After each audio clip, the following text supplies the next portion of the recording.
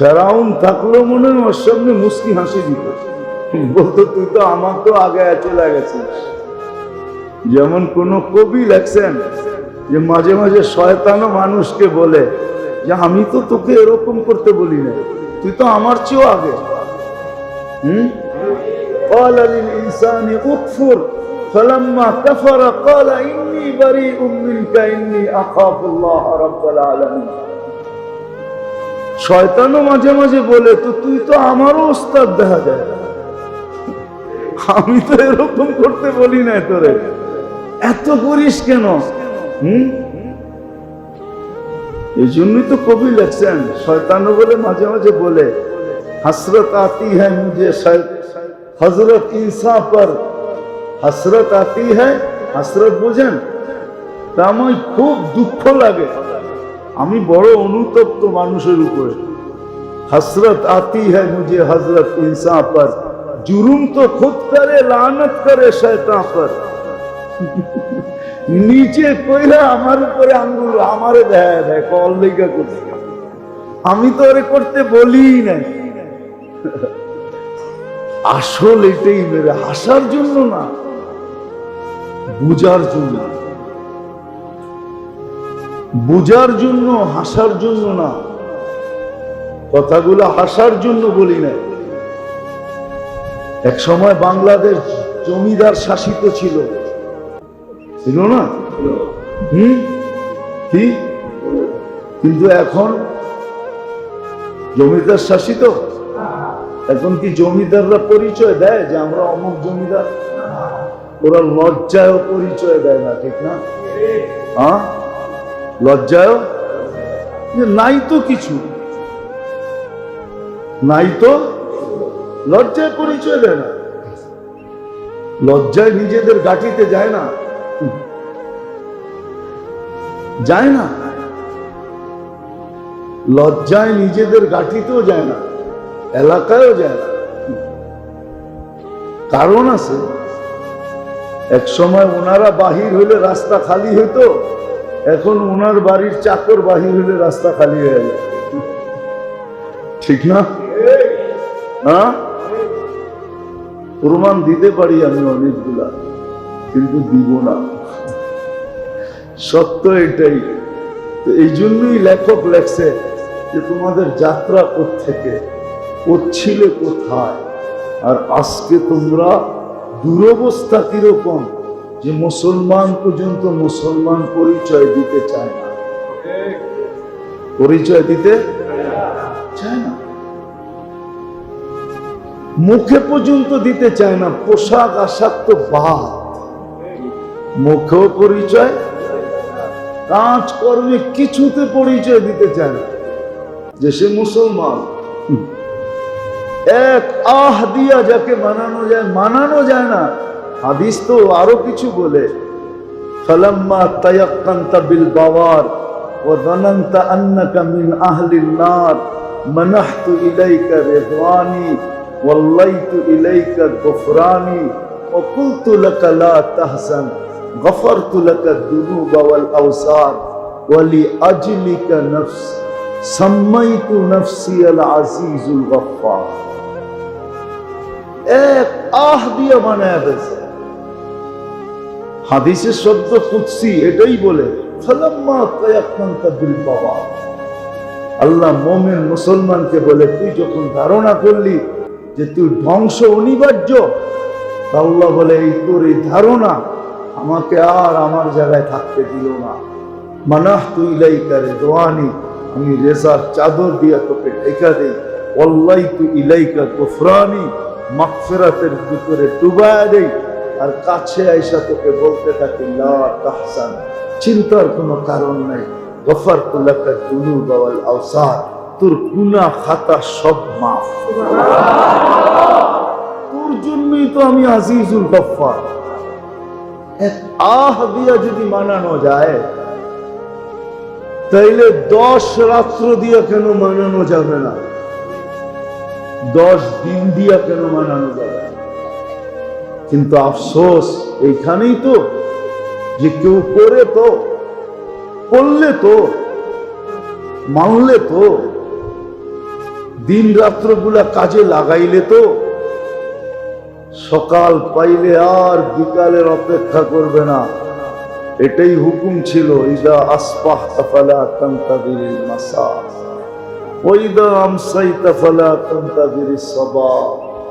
সকাল মিলল তো বিকালের আশা করো না, গাটটি গোল করে বসে থাকো, পুরা রেডি হয়ে যাও। সকালে এমন কিছু করো যে তুমি রেডি, নিয়ে গেলে যেন কোনো অসুবিধা না।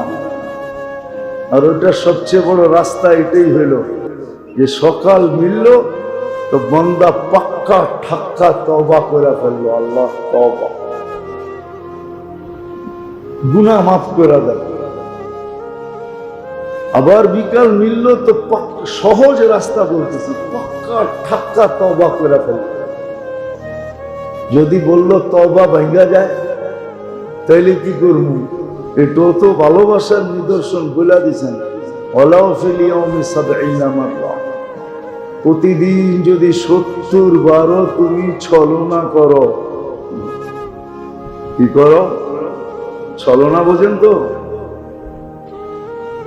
৭০ বারও যদি ছলনা করো, আল্লাহ ৭০ বার, অর্থাৎ বুঝাইছে ৭০-এর চেয়েও বেশি অগণিত বারও যদি করো আর তওবা করো মনের থেকে, আল্লাহ মাফ করে দেবে। সাহাবা জিজ্ঞাসা করছে, ইয়া রাসূলুল্লাহ, কয়বার চলবে ডেলি? এরকম ছলনা, এরকম অভিনয় কয়বার চলবে? আল্লাহ রাসূল বলছে, ওয়ালাউ ফিল ইয়াউমি ৭০ মাররা। ৭০ বারও যদি করো অভিনয়, আল্লাহ কবুল করবে, আল্লাহ কবুল করবে। যে আমি আল্লাহ শুধু তওবা বললে যখন তওবা কবুল করি আর সব মাফ করে দেই, তো তোমার তওবা বলতে অসুবিধা ছিল কি? ও আত্মমর্যাদার কারণে আছে। কিছু মানুষ দুনিয়াতে আছে, অহংকারী এতটুকু হয়, আত্মমর্যাদাশীল যেটা অহংকার বলে, অহংকার এতটুকু হয় যে আল্লাহর সামনে তওবা করতে রাজি হয় না। আছে এরকম মানুষ আমাদের সমাজে আছে। যদি না থাকবে তাহলে কেন বলবে বারবার আলহামদুলিল্লাহ বলার দরকার কি? সুবহানাল্লাহ বলার দরকার কি? ঠিক না? কলেমা পড়ার দরকার কি? হ্যাঁ, বুঝা গেল ও অহংকারী, অহংকারের শেষ সীমানায় চলে গেছে। ফেরাউন থাকলেও মনে হয় মুস্কি হাসি দিত যে আমি দিনে ফেরাউন বললে কি হইব, রব বললে কি হইব, রাত্রে তো আমি চুপে চুপে যাই ওনার কাছে হাত পাইতে বসে থাকি, যে দিনে যা বলি রাত্রে যদি না দেন তাহলে আমার দিনে বাজার চলবো না, বিদায় রাত্রে কিছু দিয়া দেন আমারে, যাতে দিনে বাজারটা গরম হয়। আল্লাহকে দেখতে যায়, যার মন মানে না, কতদিন আর পশ্চিম দিকে মুখ করে নামাজ পড়বো, এবার ছায়া দেখা তারপরে পড়বো। আর কতদিন তোমারে না দেখা আল্লাহ আল্লাহ বলবো, এবার একবারে আসল বাড়িতে যাইয়ে দেব। এটার নাম হইল দিদার। তো ৩ জুমা পরে দেখা হবে, আবার যদি বেঁচে আসি, এর ভিতরে আর দেখা হবে না। না আসলে তো ইনশাআল্লাহ কিয়ামতের দিন দেখা হবে। এই জন্য খুব মনোযোগ দিয়ে আজকে শুনি। হতে পারে মনোযোগের কারণে আল্লাহ দিলের রাজ্যকে চেঞ্জও করতে পারে, দিলকে চেঞ্জ করে দিতে পারে, জিন্দেগি চেঞ্জ হয়ে যেতে পারে। আর কোনদিন সুযোগ আমার হাতছাড়া হবে না। আমরা তো আল্লাহও চিনলাম না, যারা চিনছিল ওরা বড় বড় গলায় বলতো, ওরা বড়, আমরা তো বড় গলায় বলতে পারি না যে আমার আল্লাহ আমার রব। পারেন বড় গলায় বলতে? সাহাবা বলতেন বড় গলায়, আল্লাহ আমার আল্লাহ আমার আমার আল্লাহ আমার রব। খুব বড় গলায় বলতেন। হ্যাঁ, আর এটাও আল্লাহর ইঙ্গিত আছে, আনা ইন্দা বান্নি আবদি বি। ওলামারা তোলাবারা বুঝবে, আল্লাহ বলে তোমার ধারণা আমার সাথে যেমন, আমার ব্যবহার তোমার সাথে তেমন। তো যখন বলতো আমার রব, তো আল্লাহর ব্যবহারটা এরকমই হতো। এই জন্য সাহাবাদের সাথে, আল্লাহওয়ালাদের সাথে আল্লাহর ব্যবহার এরকমই হতো। আপনি দেখেন, বেশি দূরে তো যেতে হবে না, রাজা গৌর গোবিন্দকে ভাগাইছে কয়জনে? কয়জনে? কে? শাহজালাল রহমতুল্লাহ একজনে বাগায় দিছে এক রাজাকে, সে বাইগা যেতে বাধ্য হয়েছে, আসামে যে পলাইছে। অথচ সিলেটের রাজা গৌর গোবিন্দ, সিলেটের রাজা, সে বাঁচতে বাধ্য হয়েছে একজনের কারণে। দুনিয়া দেখছে একজন, কিন্তু রাজার গৌর গোবিন্দ দেখছে একজন না। এইখানে কয়জন? একজন। ও কি একজন দেখছে? ও একজন দেখে না। হইতে পারে ওরে উঠায়া কবর থেকে জিজ্ঞাসা করলে কয়জন দেখছিলি, তো বলবে অগণিত দেখছিলাম, এতটি আমার জনসাধারণ না, পাবলিকও এত না, এতটি দেখছি। কিন্তু জায়নামাজে কয়জন বসা ছিল? ধারণা এরকম, এরকমই। এই জন্য তো খালেদ রাদিয়াল্লাহু তাআলা আনহু বলতেন মাইয়া রব্বি। ওনার স্লোগানই একটা ছিল, মাইয়া রব্বি, আমার রব আছে, তোর রব নেই, আমি একা যথেষ্ট। একা, আর দুনিয়া যতদিন থাকবে অতদিন দুনিয়া স্বীকার করবে, হ্যাঁ সৈনিক ছিল তো এরকম ছিল, সিফা ছালার ছিল তো এরকম ছিল, ঠিক না? সব দুনিয়া মানতে এখনো রাজি, যে কি করে সম্ভব ছিল। 60,000 আর একা, 60,000 একা লড়তে চাইতেছে, তাও বুক ফুলায় লড়তে চাইতেছে, কোনো ভয় নাই, ভীতি নাই। ওনাকে যেদিন মারা যান, উনি গোসল দিছেন ওনাকে, ওই যে মারা যাওয়ার মুহূর্তে স্ত্রী বলতেছিল তামুতু মাউতান নাকা, তুমি তো উটের মতো বাড়িতে মরতেছ। স্ত্রী খোঁচা দিছে, সবাই স্বামী আল্লাহর রাস্তায় মরছে, জেহাদে মরছে, তুমি মাড়িতে মরতেছ, আমি বাইরে কি মুখ দেখাবো?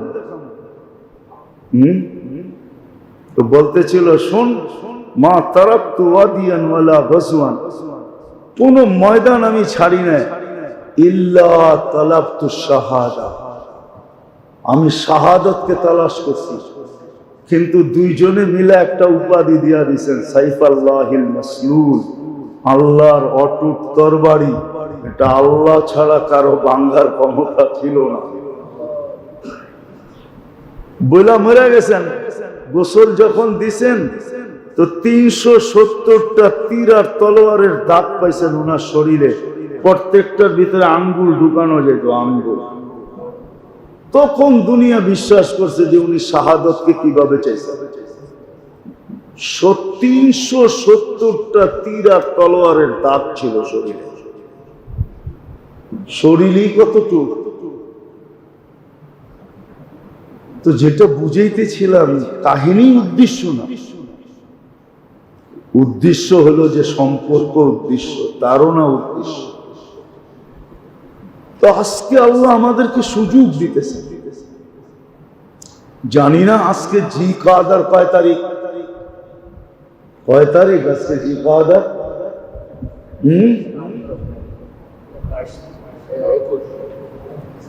আজকে 21 তারিখ, ঠিক না? আরে না,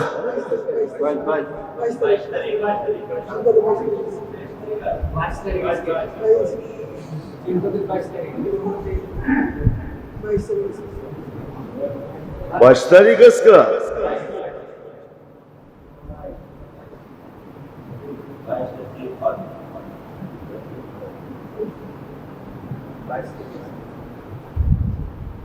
আজকে ইংরাজি কয়, হ্যাঁ আজকে 22 তারিখ,